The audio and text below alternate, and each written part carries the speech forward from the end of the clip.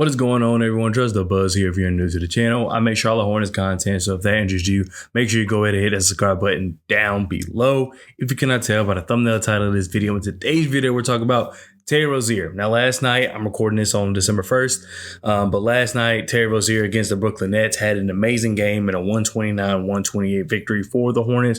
Terry Rozier ended up basically having 37 points, 13 assists, and 4 rebounds, shooting 13 for 25 from the field and 7 of 9 from 3 alone, with being perfect from the free throw line, shooting 4 for 4. Great statistical stat line. I have no ifs, ands, or buts or anything to object about that stat line.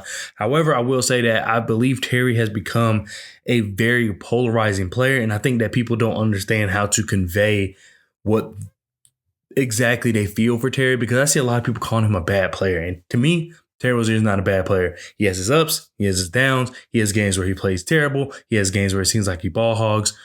That is what Terry Rozier has always been. That is what he will continue to be. He has shown the capability, tonight being one of them, that he can play make, and help others. And I think that has improved since last year. Now, granted, I will say the supporting cast around him is a little better since last year. But even in years before that, I think Terry Rozier struggled to kind of make the additional pass and try to set people up. I think more so if Terry Rozier got an assist, it was more so he just kicked it to the open person. They were just able to hit the shot.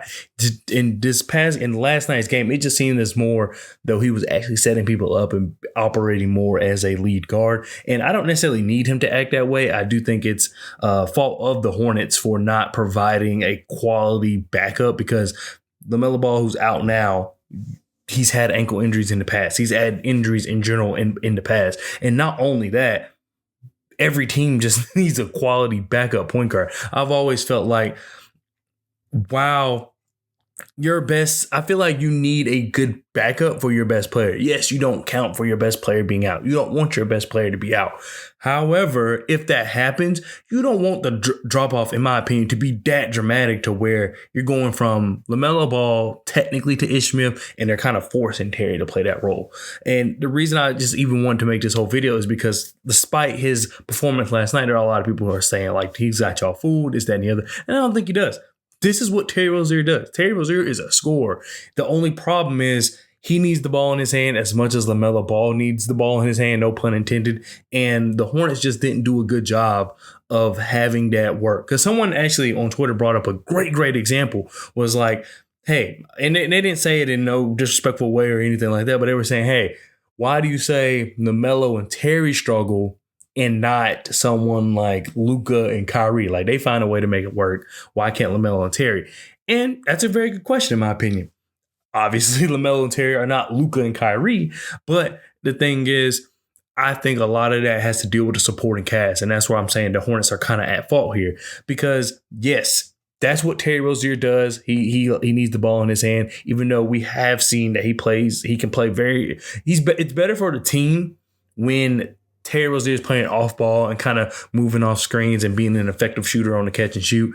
But that's not his game. Like, that's not what he's great at. He's great at creating shots for himself and getting open for himself. There's nothing wrong with that. But trying to compare that with someone who needs the ball in their hand, and that's because, to me, LaMelo Ball is an offense. He can get other people open. He can find the open people. He can cut to the basket now. He can shoot. Like, he is an offense just by himself. The problem is we do not have guys if those two are the two guys, right?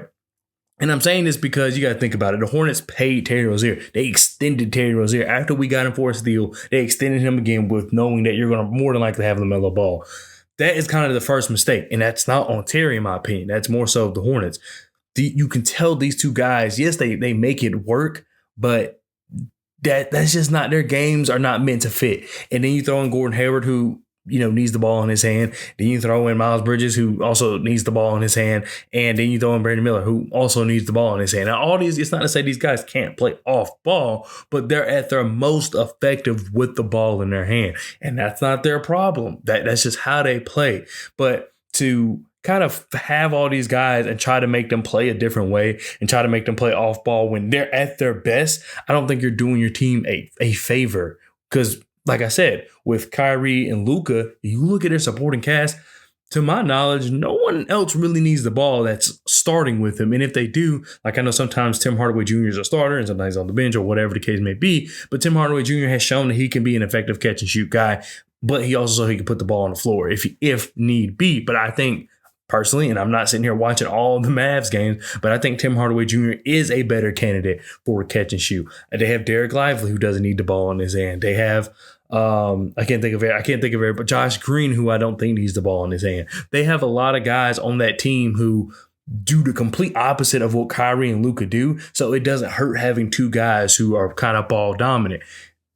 Hornets have 5-6 guys who are kind of ball dominant, or at least they're at their best when they have the ball in their hand, even though it may not be necessarily. And that's another thing. People don't understand that being ball dominant or needing the ball in your hand does not necessarily mean, okay, every play you're ISOing. That's not necessarily the case. But a lot of times, like, for example, we see Gordon Hayward.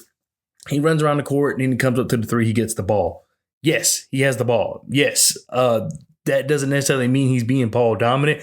But at the same time, that is just so he can get a better matchup. He's not popping up and hitting a three after that. Now, Terry Rozier, he does do that sometimes. But like I said, what works best for him is that he's able to create shots on his own. And we saw that last night. He's doing a great job of kind of playing like a pseudo point guard with LaMelo going. But if the Hornets really want to get to the next level and just avoid, because I think we've been getting so far along with, we just have some talented guys, but we don't have a system. We don't have guys who kind of play off each other. Like, they all kind of play the similar brands of basketball, even though they do it in different ways.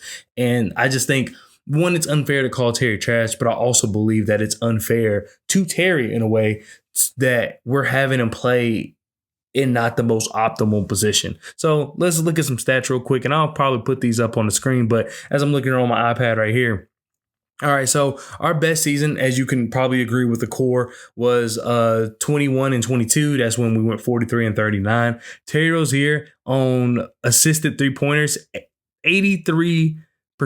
Well, technically 84% of his threes were assisted. That's him completely playing off ball. Now, the last 2 years, granted, like I said, this year, actually, there's no real case for it. But last year, there really wasn't a supporting cast to kind of help him. So we saw Terry trying to create a lot for himself, overcompensate for the lack of talent around him on the court. But the last 2 years, Terry Rozier, his assisted threes have dropped from 84% to 65%, and this year 64.7%. So that is what I'm saying. We're seeing that Terry's kind of playing this game, and okay, yeah, we're not winning, but that's part of the reason is because what he does best is not what's best for this team right now.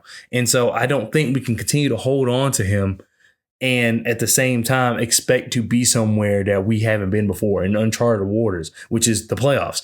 So that's kind of just really the whole point of this video, because you got to look at Terry Rozier for what he is. I'm one of those people, and I think people get it confused because there's so many people online who are saying Terry Rozier is a bad player, he's a ball, he's this and he's that. I get it to an extent. I completely do, because LaMelo should have the ball in his hand a majority of the time. However, you're paying this guy $24 million, $25 million a year. You can't just have him sit in the corner. And once again, that's the Hornets front office problem. That's not LaMelo's problem. That's not Terry's problem. That's not mine. That's nobody else's problem. That's the Hornets front office problem, because y'all got these players and tried to force it, but you don't have a real system. And I think that's the reason why the Hornets have kind of decided we're just going to get a lot of guys who can do a little bit of everything, because they don't have a system in place. So that's affecting guys like Terry. I think, like I said, it's making him worse. It makes it seem worse than what he is. And then you got guys like PJ. We could talk about him. Even though PJ personally has not played up to standard, has not played up to par, he also falls into that crack where you're kind of forcing him to do things he don't really do. We're really, really trying to force him to be a catch and shoot kind of guy. His numbers just do not support it. He can hit him. He can get hot. He can be streaky. It just does not support it at all. Another thing I've seen about, we'll go back to Terry Rozier, because that's kind of what this video was supposed to be about, but I went on a rant, is that Terry Rozier on the defensive end, everybody's like, oh, he's not that good of a defender. Well, when you're guarding the best player on the perimeter every game, and then on the other side, you have to go around and score because Gordon may be having a bad game. We've had games without Miles. We have games without LaMelo. It's not going to be easy. So this is not a video to cope or hide Terry Rozier's faults. I definitely think he has his faults. Sometimes he does go too far when it comes to kind of ISO, and sometimes he does go too far and kind of looks off the open guy because he thinks he can make some special layup at the rim. And sometimes he lets people fly right by him. I think last night we saw a big mistake where I want to say it was Cam Thomas coming down the court. Terry Rozier, for some reason, leaves him because I think he thought Cam Thomas was going to pass to this guy open in the corner. Now, wow, that for some reason that guy was wide open in the corner. I haven't went back and looked at the play. Terry Rozier left the ball handler to go guard that guy. So I'm not sitting here defending Terry Rozier. All I am saying is that a big problem of why some of these players that we have on our team, and I'm using Terry Rozier as an example, is because I actually think he's good, is because of the fact that we don't have a system. We don't have players around him to kind of fit. We don't have guys to fit around LaMelo Ball. So LaMelo's always not going to look as good. I'm telling you, like, if the time ever comes, which I hope it does, we're going to see, like, we think LaMelo's at a certain level now. Wait until he gets guys that kind of fit his brand of basketball. It's going to look totally different. So don't be surprised if for whatever reason we move from Terry Rozier. I don't know if it's going to happen. I think it should, not for Terry, but for us. I think Terry Rozier is going to go somewhere and look great depending on the situation he goes to, because they're probably going to have him be that guy where, let's just use the Lakers. I don't even know. I just like using them because, one, the Lakers, then they're going to get everybody. Two, it's just kind of easy to just pick on them. But let's just say he goes to the Lakers. They don't really have anyone else to kind of go get it the way Terry Rozier does. So when Bron's resting, AD may be out, AD may be struggling, or it's just he may be tired. Any of those could be the case. You have a guy like Terry Rozier who LeBron can spot up. AD can sit in the dunker spot, but you can just watch Terry work and also hit these open guys. Like, I think that's something very, very useful for them because Bron is almost 40. AD is either always hurt, nicked, or like I said, he could be balling and just be tired. They don't have a guy who can really just go get that bucket and also hit the open guy. We do. We have 3, 4, 5, 6 of those guys. So that's why it doesn't necessarily make sense to have someone like Terry on the team. And that's simply just because of the fact that we have so many guys all that kind of do the same thing. They get you the same result, but in different ways. And so until the Hornets figure that out, I think we're going to constantly have the divide with Terry. Like I said, I like choosing Terry because I think Gordon Hayward actually is not good. He was better last night, but I just don't see it. I just don't see it as I have seen it in the past. He just looks a little lost out there sometimes. And I don't know if we can really count on the injury, but at times he just looks like he struggled. Last night, everybody was kind of in the groove, so I'll take that, with a grain of salt, even Terry's performance. But I think next game is going to more so prove, back. Gordon's going to be back to kind of where he was before, which is he was struggling. But yeah, Terry, PJ, Gordon, these are all guys. Those are the three main guys who kind of do not fit right now. And I honestly don't think there's a place for them to fit. Now, part of that is because we literally have no structure. That's a whole topic for another day. But anyway, let me know what you think down in the comment section below. Like I said, I'm a big fan of Terry Rozier. I actually really value Terry Rozier. It's just for this team, for where we're trying to go and who we're trying to be or what I think we should try to be, he just doesn't fit. That's not saying he's a bad player. Like I said, the Lakers is an easy team to pick. If he goes to the Lakers and is able to kind of create for himself, but he can also play off ball. We've seen him do it, but I think the Lakers are more so going to be a team that needs him to take over in little stretches while LeBron's resting. I keep wanting to say KD, AD's resting, all these guys. Terry Rozier would thrive there. Even in the Clippers before they made a trade for James Harden.